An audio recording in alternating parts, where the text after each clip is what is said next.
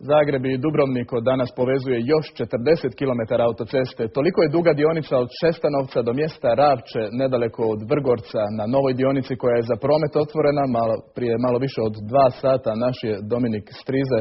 Dominik, s ovih novih 40 km izgradnja autoceste Zagreb-Split-Dubrovnik zaustavila se na 457 km, koliko je sada krajnji jug bliži ostatku zemlje. Točno tako, a pretpostavka je da je i put do Dubrovnika skraćen za najmanje sat vremena. Naime, autocesta je zašla duboko iza Biokova, što je omogućilo da se zapravo izbjegne onih 60 najtežih, najgorih, najfrekventnijih kilometara na Makarskom primorju Jadranske magistrale na putu prema jugu. Na ovoj autocesti izgrađeno je više od 47 objekata, 7 vijadukata, 9 nadvožnjaka, 29 podvožnjaka i 2 prijelaza za životinje, a uloženo je više od 1,6 milijardi kuna. Autocesta će koštati od Zagreba do izlaza u Ravči 187 kuna, što je novih 9 kuna od Šestanovca do Ravča.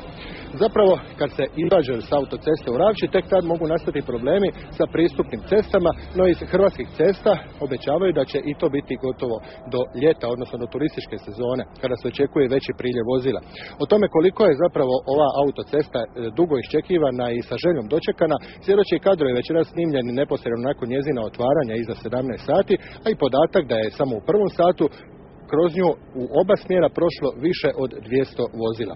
Danas je otvoren i čvor od Luke Ploče do Čeveljuše, odnosno brza cesta koja će spojiti Ploče kada bude dovršena u cijelosti sa autocestom Zagreb-Dubrovnik. Više o svemu i o tome i o značenju same autoceste za razvoj hrvatskog juga u prilogu kolege Edija Škovarlja. Kilometrima možda i ne duga dionica, ali iznimna po važnosti žiteljima Zabiokovlja uljepšala je božićne blagdane.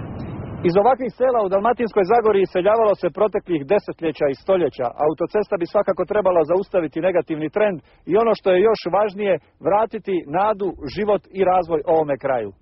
Bavio sam se profesionalnom vožnjom, a eto sada je cesta došla, ja išao u penziju. Nekad bude za mlađe, pa neka mlađi voze. Ja sam 2 puta plaća za autoput Split-Zagreb. Evo, hvala Bogu, 3. put nisam plaćao, ali dobio sam, tako reko, mukte.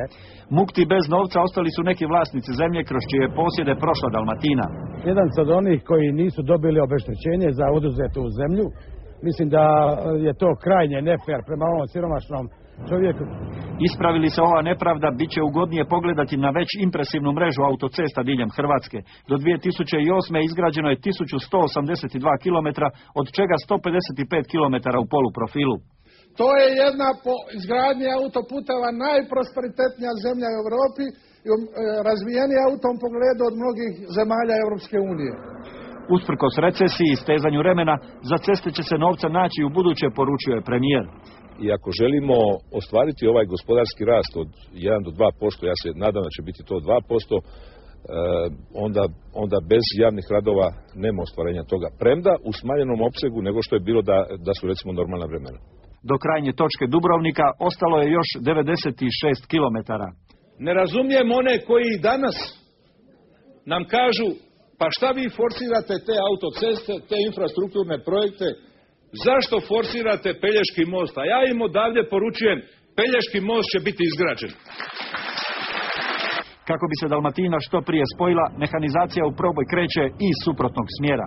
Osojnika prema Pločama, odnosno prema Splitu i prema Zagrebu, početi i s one strane, dakle sa dubrovačke strane, graditi negdje u proljeće sljedeće godine. Polako se slježe i prašina podignuta oko izgradnje pristupnih cesta.